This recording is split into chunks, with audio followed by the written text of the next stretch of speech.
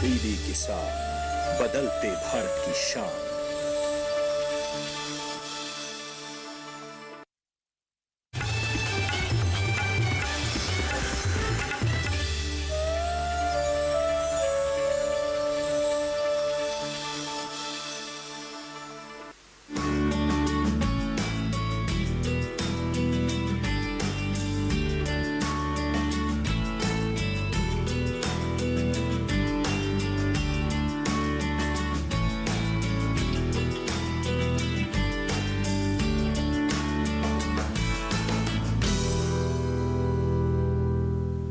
नमस्कार, चौपाल चर्चा कार्यक्रम में आपका स्वागत है। मैं हूं आपके साथ सौरभ शर्मा।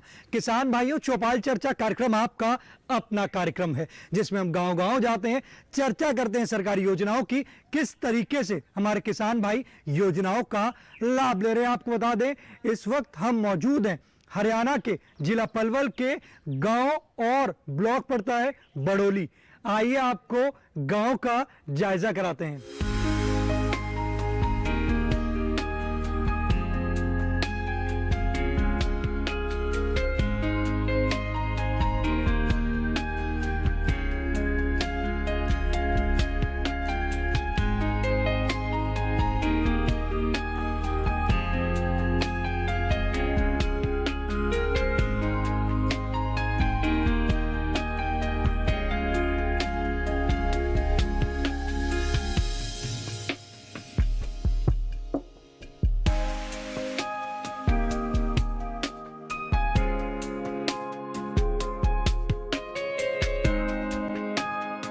जोरदार तालियों के साथ कार्यक्रम की शुरुआत करते हैं।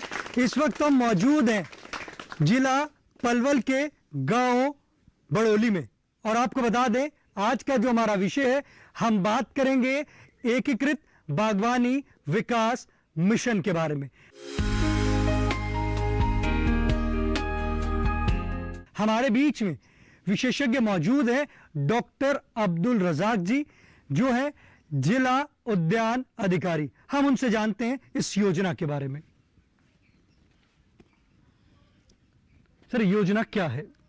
एकीकृत बागवानी विकास जो मिशन है, इसको हम MIDH इंग्लिश में बोलते हैं, mission for integrated development of horticulture.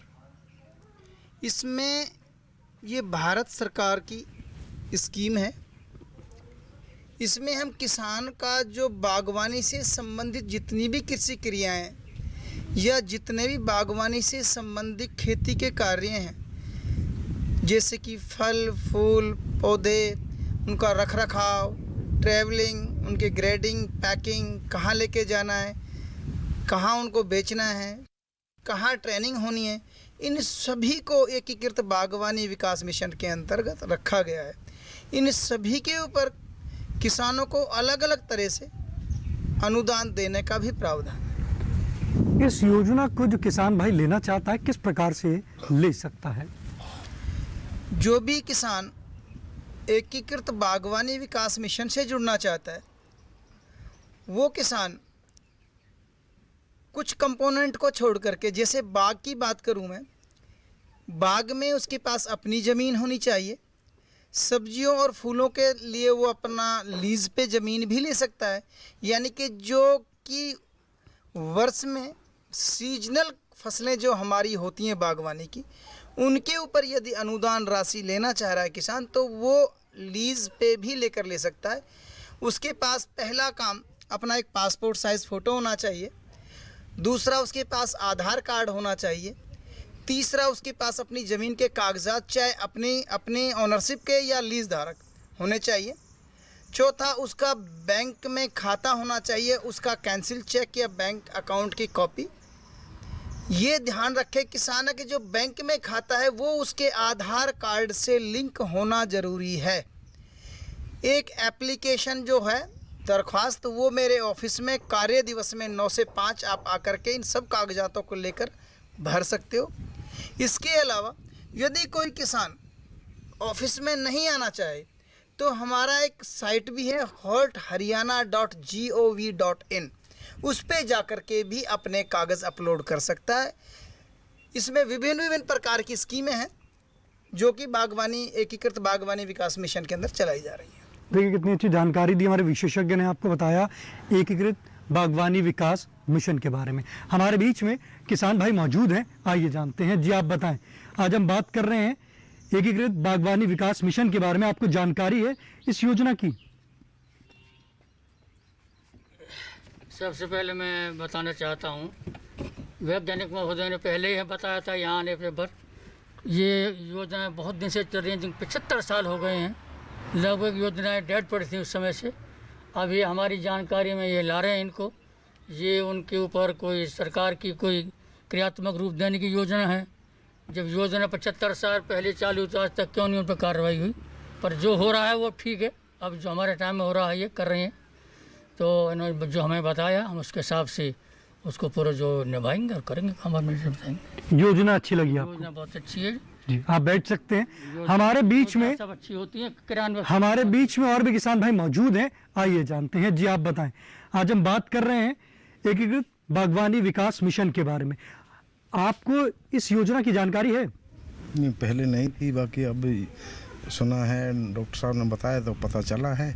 अच्छी योजना है। हमारे बीच में विशेषज्ञ मौजूद हैं, सवाल करना चाहते हैं? कर लिए सवाल तो हो गए सवाल। जी आप बैठ सकते हैं। हमारे बीच में और भी किसान भाई मौजूद हैं, आइए जानते हैं। जी आप बताएं, आज हम बात कर रहे हैं एकीकृत बागवानी विकास मिशन के बारे में। आपको इस योजना की जानकारी है? हाँ, अभी पता चली है मुझे इसके बारे में, लेकिन मुझे दो बातों के बारे में पूछना है सर से कि जो महंगी फसल है जिस तरह की, जैसे कि केसर हो गया और एक चंदन की फसल है, तो उस बारे में क्या बता सकते हैं हमको? देखिए हमारे किसान भाई का हमारे विशेषज्ञ से सवाल है कि वो केसर और चंदन की खेती करना चाहते हैं, किस प्रकार से करते हैं और क्या, अगर हम बात करते हैं जिला पलवल में, क्या वो जिला पलवल में भी कर सकते हैं? आइए अपने विशेषज्ञ से जानते हैं। किसान भाई के लिए मैं बताना चाहता हूँ, चंदन के लिए ऐसे तो मेरी पैकेज प्रैक्टिस मेरी यूनिवर्सिटी यहाँ पे अलाउ नहीं करती है। यहाँ पे जो फलदार और सुगंधित पौधे हैं, ये सुगंधित पौधों में इसका नाम आता है, तो इस सुगंधित पौधे को यहाँ के लिए सरवाइव करने के लिए अच्छा नहीं बताया गया है। यहाँ की जो जलवायु है उसके अनुकूल नहीं बताई गई है। पर आपकी जानकारी के लिए मैं बता दूँ, हसनपुर में और होडल में एक किसान ने 2 एकड़ में चंदन की काश्त कर लास्ट ईयर चंदन लगाया था। हाँ, उस पर मैं आपको जो अनुदान राशि है, जो सुगंधित पौधे होते हैं, सुगंधित खेती जो होती है, उसके ऊपर एकीकृत बागवानी विकास मिशन के अंदर 16,000 रुपये प्रति एकड़ के हिसाब से अनुदान राशि देने का प्रावधान है। लेकिन क्योंकि इसकी जलवायु, हमारे साइंटिस्ट, हमारे वैज्ञानिक जिस यूनिवर्सिटी से हमारे पूरे हरियाणा प्रदेश में हम चीज़ें लागू करते हैं, वो इस बात को मना करते हैं कि हाँ चंदन नहीं सर्वाइव करेगा। दूसरी बात किसान भाई ने पूछी है केसर। केसर के लिए मैं बता दूं, केसर उस जगह पे उगाया जाता है जहाँ की टेम्परेचर -डिग्री तक जाता है और साल भर टेम्परेचर डाउन रहता है, तो हमारे हरियाणा के अंदर केसर को नहीं उगाया जा सकता। देखिए कितनी अच्छी जानकारी दी हमारे विशेषज्ञ ने।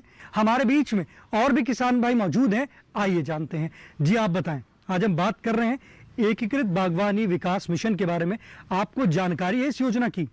नहीं, अभी जानकारी मिली है, जैसे जैसे डॉक्टर साहब के सुना है।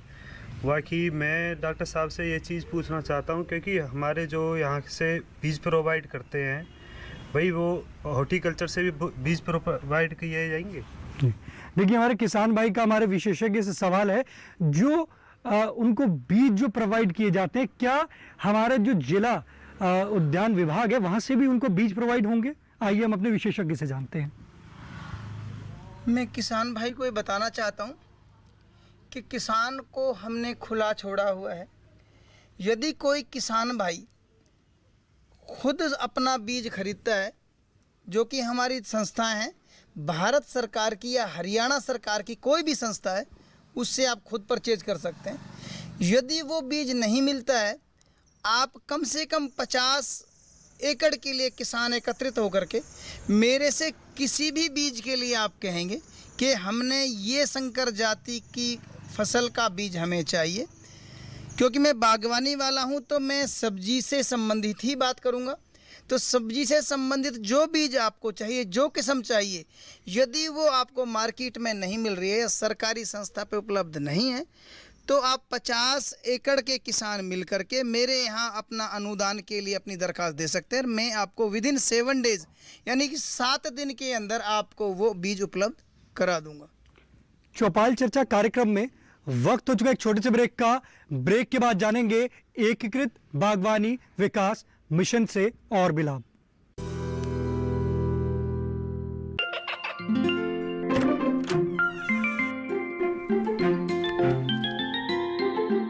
ये क्या हो रहा है? काशवी, इतने कम मार्क्स?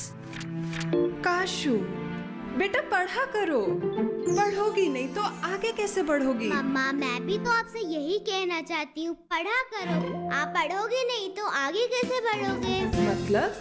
वो देखो। सिर्फ बैक पर छपा ऑर्गेनिक नहीं, ऑर्गेनिक का निशान पहचाने। पीजीएस ऑर्गेनिक का ये लोगो उन किसानों की पहचान है जो आज भी परंपरागत विधि से रसायन मुक्त खेती कर आपके लिए शुद्ध फसल उपजा रहे हैं। अब समझे मम्मा, अगर मैं प्योर ऑर्गेनिक फूड नहीं खाऊंगी तो अच्छे मार्क्स कहाँ से लाऊंगी? अच्छा बच्चों, जैविक खेती की इस मुहिम को आगे बढ़ाइए, शुद्ध ऑर्गेनिक अपनाइए।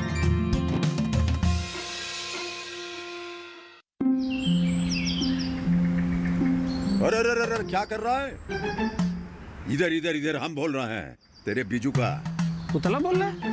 हाँ, पक्षियों से तो हम खेत को बचा लेते हैं, पर इन घातक रसायनों से कैसे बचाएं? मतलब? देख बेटा, तू जो ये अंधाधुंध रसायन मिलाता है ना, मिट्टी की सेहत बिगड़ने लगी है। और जब माटी ही कमजोर पड़ जाएगी तो उपज कैसे सेहतमंद होगी? हाँ? अरे पहले ऐसा नहीं था। पूछना अपने बड़े बुजुर्गों से, कैसे फसल लहलहाती थी, शुद्धता झलकती थी। हाँ, माटी भी तंदुरुस्त और लोग भी। पहली वाली बात कहाँ? पर अब तो सब यही डाले हैं। सब नहीं, आज भी लाखों जागरूक किसान परंपरागत विधि से फसल उगा रहे हैं। खर्चा कम और उपज की कीमत भी बेहतर पा रहे हैं। ठीक है भाई, मैं भी आज से जैविक खेती शुरू करूंगा। माटी से प्रेम की परंपरा है, परंपरागत खेती। ब्रेक के बाद आपका स्वागत है गांव बड़ोली की चौपाल चर्चा से। आज हम बात कर रहे हैं एकीकृत बागवानी विकास मिशन के बारे में। हमारे बीच में किसान भाई मौजूद हैं, आइए जानते हैं। जी आप बताएं, आज हम बात कर रहे हैं एकीकृत बागवानी विकास मिशन के बारे में। आपको इस योजना की जानकारी है? पहले नहीं थी, डॉक्टर साहब ने बहुत अच्छा विस्तार से बताया है इसके बारे में। एक तो हमारे जैसे किसान भाई सब्जी लगाते हैं तो वो जो बाज़ार से बीज लाते हैं हाइब्रिड का, तो कह के तो वो हाइब्रिड का आता है परंतु उस पर फल नहीं लगता है। एक तो ये बहुत बड़ा नुकसान होता तो है। ये आप पूछना चाह रहे हैं कि हाइब्रिड का जो बीज है उसकी पहचान कैसे हो? बिल्कुल बिल्कुल। और कहाँ से मिलेगा? कहाँ से मिलेगी? देखिए, हमारे किसान भाई का हमारे विशेषज्ञ से सवाल है कि लेके तो वो हाइब्रिड बीज आते हैं परंतु जो उसका उत्पादन होता है तो हाइब्रिड जैसा नहीं होता। तो उसकी पहचान क्या होगी और कहाँ से अच्छी प्रजाति का उत्तम बीज उनको मिलेगा? आइए हम अपने विशेषज्ञ से जानते हैं। मैं अपने किसान भाई को आपके माध्यम से बताना चाहूँगा कि जो सरकारी संस्थाएं हैं, यदि आपने हाइब्रिड बीज वहाँ से ख़रीदा है तो उसमें आपको शंका करने की ज़रूरत ही नहीं है। दूसरी बात, यदि आप ओपन मार्केट से वो चीज़ ख़रीदना चाह रहे हैं तो आप केवल उस बीज वाली दुकान से बीज खरीदें जहाँ से आपको पक्का बिल मिलता है। आप अपना जब बीज खरीदोगे, यदि उससे आपने अपना पक्का बिल मांगा है, उस बिल के ऊपर यदि किसान उस किस्म का कोड अंकित करके उस पर सारी डिटेल लिखी होती है बीज के ऊपर, यदि वो अंकित करके आपको बीज दे रहा है तो वो कभी आपके साथ धोखा नहीं करेगा। आप बैठ सकते हैं। हमारे बीच में और भी किसान भाई मौजूद हैं, आइए जानते हैं। जी आप बताएं, आज हम बात कर रहे हैं एकीकृत बागवानी विकास मिशन के बारे में। आपको इस योजना की जानकारी है? मेरे को इस योजना की जानकारी है और सबसे बड़ी बात यह है कि किसानों को जानकारी का अभाव होता है। मुझे इसकी जानकारी है, लेकिन बहुत सारे किसानों के सवाल यही है कि अभी जानकारी का पता चला है, पहले पता नहीं चला था। तो मेरा डॉक्टर साहब से ये सवाल है कि किसानों को जानकारी का कैसे पता लगे। अभी तक उन किसानों को इस जानकारी का पता क्यों नहीं लगा, और आपके द्वारा किसानों को जागरूक क्यों नहीं किया जा रहा। और किसान लगातार जब जागरूक होंगे तभी योजना का लाभ ले पाएंगे। और आपके माध्यम से सरकार से मेरी एक गुजारिश है कि आजकल जो खेतों के बंटवारे हैं वो बहुत कम होते जा रहे हैं, यानी ज़मीन का जो एरिया है वो कम होता जा रहा है। तो ये जितनी भी योजनाएं हैं ये 2.5 एकड़, 3 एकड़, 4 एकड़ इससे ऊपर चल रही हैं या इसके समीप हैं। तो इसमें कम से कम 1 एकड़ से जो नीचे वाला किसान है वो हरियाणा के अंदर बहुत ज़्यादा है, तो उसको भी इसमें शामिल किया जाना चाहिए। और मेरी यही खास सवाल है अधिकारी जी से। जी, हमारे बीच में विशेषज्ञ मौजूद हैं, आइए जानते हैं। किसान भाई ने पूछा है मेरे से अभी कि इसके बारे में अभी तक जानकारी क्यों नहीं है। मैं आपको बता दूं कि संसाधन गवर्नमेंट के पास जो बेसिक वर्कर होते हैं वो एक लिमिटेड फॉर्म में होते हैं, उनकी संख्या बहुत कम होती है। मैं डिस्ट्रिक्ट पलवल की बात करूं तो 288 गांव पलवल में लगते हैं। जो स्ट्रेंथ है गवर्नमेंट की तरफ से, मेरे पहले 4 ब्लॉक थे, अब 6 हो गए हैं। तो इन पे जो गवर्नमेंट की प्रक्रिया है वो थोड़ा टाइम लगता है जो नए भर्तियां करने में। लेकिन जानकारी के लिए मैं लगभग हर हफ्ते या 15 दिन में मैं अखबार में एड निकालता रहता हूं, अखबार में आते रहते हैं, अखबार में जो हमारी स्कीमें लागू होती रहती हैं उनके अपने उपायुक्त माध्यम के माध्यम से, या मैं यूट्यूब पे भी होता हूं, मैं अखबार पे दूरदर्शन के माध्यम से भी होता हूं। तो मेरी कोशिश है कि ज़्यादा से ज़्यादा किसानों को मेरी बातें, मेरे जो एकीकृत बागवानी मिशन या बागवानी विभाग की स्कीमें जो चल रही हैं उन हर किसान तक वो पहुंच जाए। तो मेरा ये टारगेट है। मैं आगे कोशिश करूंगा कि यदि कोई किसान भाई ऐसा कोई प्लेटफॉर्म हमें देता है कि जी मेरे गांव में आप आइए, मेरे गांव में मैं 100 या 50 या 20 किसान इकट्ठा करके रखूंगा और हमें ये जानकारी दीजिए, तो मैं ये वादा करता हूं आपके सामने कि मैं ज़रूर उस किसानों के बीच में उपस्थित होऊंगा। दूसरी बात पूछिए किसान भाई ने मेरे से कि जी जोत का जो आकार है वो कम हो गया है। तो जो बैंकेबल जो प्रोजेक्ट हैं जिसमें किसान जैसे पैक हाउस हो गया, कोल्ड स्टोरेज हो गया, या आपका राइपनिंग चैम्बर हो गया, जो कुछ ये भारत सरकार ने पूरे सर्वेक्षण करने के उपरांत ही ये स्कीमें बनाई गई हैं। तो जो स्कीम भारत सरकार लेवल पे बनाई गई है वो सबको मद्देनज़र रख करके ही बनाई जाती हैं। हमारे बीच में और भी किसान भाई मौजूद हैं, हम उनसे जानते हैं इस योजना के बारे में। जी आप बताएं, आज हम बात कर रहे हैं एकीकृत बागवानी विकास मिशन के बारे में। आपको जानकारी है इस योजना की? अभी तक तो नहीं थी, लेकिन अभी हुई है। ये योजना कैसी लगी आपको? बहुत अच्छी लगी है। आप इस योजना से जुड़ेंगे? बिल्कुल जुड़ेंगे। देखिए, हमारे किसान भाई ने कहा है कि अभी तक उनको जानकारी नहीं थी, परंतु अब मिली है तो वो इस योजना से जुड़ेंगे। हमारे बीच में और भी किसान भाई मौजूद हैं, आइए जानते हैं। जी आप बताएं, आज हम बात कर रहे हैं एकीकृत बागवानी विकास मिशन के बारे में। आपको ये योजना कैसी लगी? बहुत अच्छा लगा जी, डॉक्टर साहब ने बताया, लेकिन मैं जो भाई साहब हरिंदर ने जो बात बताई हमको, डॉक्टर साहब से प्रश्न किया है, उसे जवाब नहीं दिया। 2.5 एकड़ फैलावट जो मतलब क्षेत्रफल जो है कम होता जा रहा है, और 2.5 एकड़ के लिए बोला डॉक्टर साहब ने। 2.5 एकड़ से मतलब जो अपना जो अनुदान मिलता है या जो लोन मिलता है, स्कीम मिलती है, वो कम होना चाहिए, क्षेत्रफल मतलब कम होना चाहिए। देखिए, हमारे किसान भाई का हमारे विशेषज्ञ से सवाल है कि जो 2.5 एकड़ के जो किसान हैं या उससे अधिक, तो वो कह रहे हैं कि जो योजनाएं हैं उनको लाभ की प्राप्ति मिलती है। जो छोटे जोत के किसान हैं, क्या उनके लिए भी कोई योजनाएं हैं?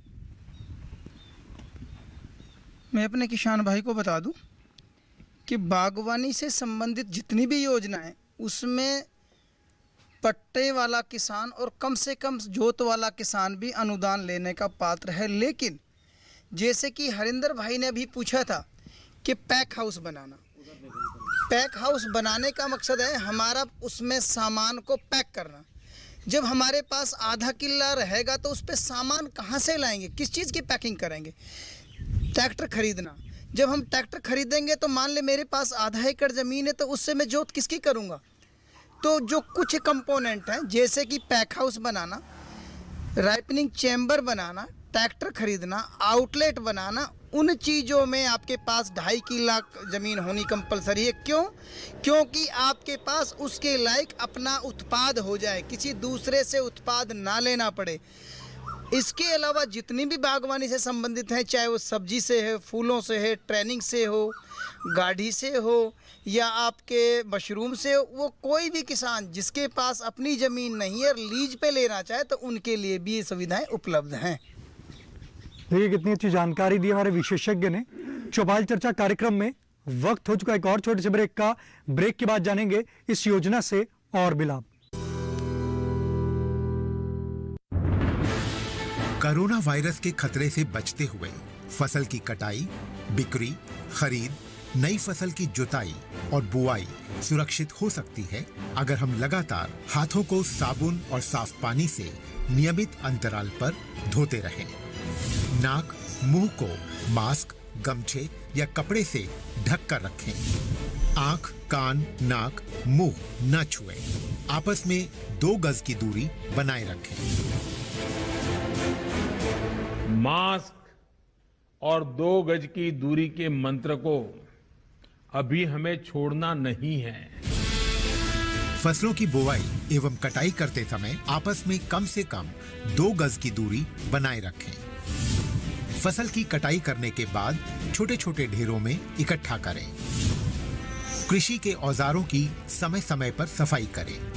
एक दूसरे के साथ औजारों की अदला बदली न करें। श्रमिकों के शौचालयों और हाथ धोने की जगह की ठीक से सफाई जरूरी है। बुआई, कटाई एवं मड़ाई के दौरान इस बात का ध्यान रखें कि इन स्थानों के आसपास कोई थूके नहीं। कंबाइन, हार्वेस्टर, थ्रेशर, जुताई और बुआई की मशीनों को इस्तेमाल से पहले साफ करें। मशीनों के इस्तेमाल से पहले और इस्तेमाल के बाद हाथ साबुन से साफ करें। वाहनों, बोरियों, थैलियों और पैकिंग के दूसरे सामान की साफ सफाई पर भी खास ध्यान दें। खरीद केंद्र पर आने से पहले किसानों एवं श्रमिकों की जांच। खरीद केंद्रों पर भीड़ न लगाएं एवं किसानों को बारी बारी से बुलाएं। गोदामों पर खरीदी हुई फसल को लेने में शीघ्रता करें ताकि किसानों एवं श्रमिकों को रुकना ना पड़े। कोरोना के खतरे से बचाव और अधिक जानकारी के लिए आरोग्य सेतु ऐप डाउनलोड करें। देश में खाद्य सुरक्षा के ये सिपाही भोजन की निरंतर उपलब्धता को सुनिश्चित करते हैं। किसान स्वस्थ रहें तभी हम कोरोना वायरस से जीत पाएंगे, आगे बढ़ पाएंगे। किसान सबल, देश प्रबल। ब्रेक के बाद आपका स्वागत है गांव बड़ोली की चौपाल चर्चा से। आज हम बात कर रहे हैं एकीकृत बागवानी विकास मिशन के बारे में। हमारे बीच में किसान भाई मौजूद हैं। आपको इस योजना की जानकारी है? नहीं है जी, अब जानकारी हुई है। आपको योजना कैसी लगी है? ठीक लगी है जी। आप इस योजना से जुड़ना चाहेंगे? हाँ जी। हमारे बीच में विशेषज्ञ मौजूद हैं, सवाल करना चाहेंगे? नहीं, ठीक। आप बैठ सकते हैं। हमारे बीच में और भी किसान भाई मौजूद हैं, आइए जानते हैं। जी आप बताएं, आज हम बात कर रहे हैं एकीकृत बागवानी विकास मिशन के बारे में। आपको इस योजना की जानकारी है? सर जानकारी पहले तो नहीं थी पर अब मैं ये पूछना चाहता हूँ सर से कि सर जो किसान है वो तो फसल तो पैदा कर देगा, लेकिन सरकार ने ऐसे क्या रिसोर्स तैयार किया, ऐसा कोई प्लेटफॉर्म बनाया कि जहाँ पे वो जाके अपनी फसल बेच सके अच्छे से और उसको उसका उचित दाम मिल सके। और जो योजनाएं सर उनकी जानकारी भी बहुत कम किसानों को हो पाती है। तो मैं चाहता हूँ कि ऐसे सोशल मीडिया के ऐसे माध्यम बनने चाहिए जिनसे किसानों को प्रॉपर जानकारी मिल जाए। तो जैसे आज तो सर काफ़ी दिन बाद जैसे हमारे पास आ गए हैं आज तो हमें आज जानकारी मिल गई, लेकिन ये चीज़ हमें सोशल मीडिया के माध्यम से टाइम पे मिलनी चाहिए।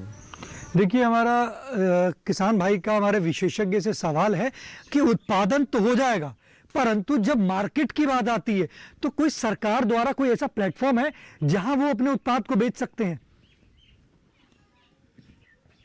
मैं आपको बता दूं कि जो आपको FPO जो कि भारत सरकार ने 28 फरवरी 2020 को लॉन्च की थी, उसका तात्पर्य, उसका जो FPO बनाने का मकसद ही है कि आप अपने उत्पाद को अच्छी क्वालिटी के साथ हिंदुस्तान के किसी कॉर्नर में भी बेच सकते हैं। इसके साथ साथ गवर्नमेंट ऑफ इंडिया ने गवर्नमेंट ऑफ इंडिया के मार्गदर्शन में हरियाणा गवर्नमेंट ने आपकी जो 14 फसलें हैं, जिनमें 14 सब्जियों की फसलें हैं, 2 मसालेदार फसलें हैं, 5 फलदार फसलें हैं, उन 21 फसलों को भावांतर भरपाई योजना में शामिल कर लिया है। उन सभी का एक रेट फिक्स कर दिया गया है। यदि किसान का उस रेट से कम दाम में वो फसल बिकती है, जो एक रेट तय कर दिया गया, उस रेट के बीच का जो गैप है, उस गैप के जितना पैसा किसान का बनेगा, हम उस किसान के खाते में डीबीटी के माध्यम से वो पैसा देने के लिए तैयार हैं। और दूसरा सर, हमारे किसान भाई का ये भी सवाल था कि प्रचार और प्रसार हमारे जो वैज्ञानिक हैं वो किस तरीके से कर रहे हैं, क्योंकि वो कह रहे हैं कि जैसे आज जानकारी मिल गई है, परंतु आगे भी वो इस योजना की जानकारी लेना चाहते हैं, तो आपके द्वारा प्रचार और प्रसार किस तरीके से किया जा रहा है? वैसे तो हर वीक अखबार के माध्यम से, क्योंकि ज़्यादातर लोग अखबार पढ़ते हैं, अखबार के माध्यम से हम अपनी स्कीमों को विस्तृत रूप से जानकारी देते रहते हैं। जहाँ तक मैं अपनी डिस्ट्रिक्ट पलवल की बात करूँ तो मैं यूट्यूब पे बहुत सारी स्कीमें जो चलती हैं मेरी, उनको मैं यूट्यूब पे भी होता हूँ। इसके साथ साथ मैं आगे कोशिश करूँगा कि मेरे जो जितने भी फील्ड फंक्शनरीज़ हैं, जितने कर्मचारी हैं, वो हर गांव जा कर के आपको इन जितनी भी स्कीम बागवानी विकास मिशन के माध्यम से चलाई जा रही है, उनको आपके द्वारा आपके तक पहुंचाया जाए। देखिए, हमारे किसान भाई ने जो सवाल किया था हमारे वैज्ञानिक से, तो हमारे वैज्ञानिक ने उसका बहुत अच्छा उत्तर दिया और बताया कि किस तरीके से हमारे जो विशेषज्ञ हैं वो प्रचार प्रसार कर रहे हैं। साथ ही साथ जो हमारे किसान भाई जो डीडी किसान चैनल देख रहे हैं, वो भी हमारे डीडी किसान चैनल से जो हमारे सरकार द्वारा जो योजनाएं चल रही हैं, आप इससे लाभ की प्राप्ति कर सकते हैं और इससे जानकारी भी ले सकते हैं। चौपाल चर्चा कार्यक्रम को अब आप YouTube चैनल पर भी देख सकते हैं। टीवी पर दिए गए QR कोड को स्कैन करें। आज के गांव बड़ोली की चौपाल चर्चा से बस इतना ही। फिर होगी आपसे मुलाकात एक नए गांव, एक नए विषय के साथ। तब तक हमारी पूरी टीम को दीजिए इजाजत। आप देखते रहिए दूरदर्शन किसान। नमस्कार।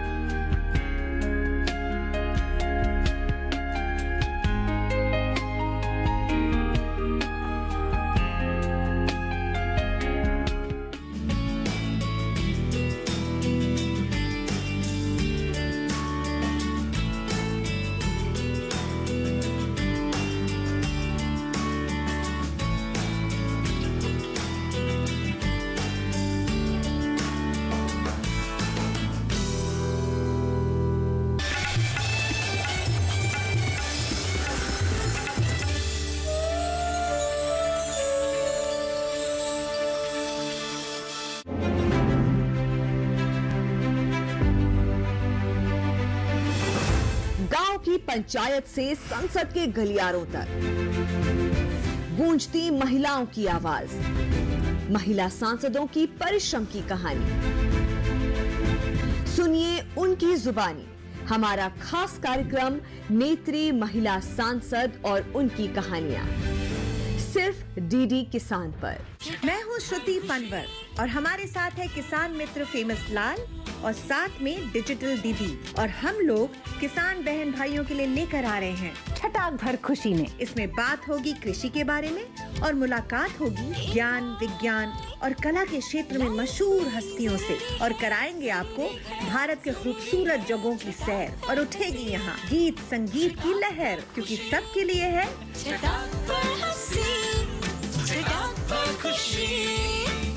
छटाक भर खुशी। देखिए हर शुक्रवार शाम 4:30 बजे से।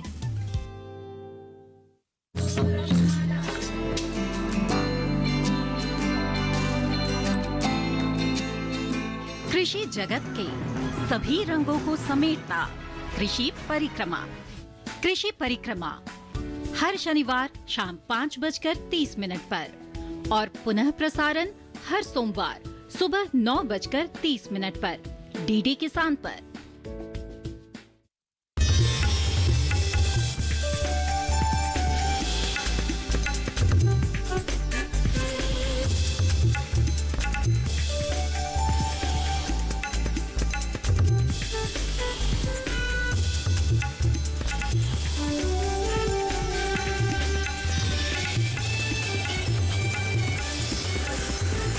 डीडी किसान, बदलते भारत की शान।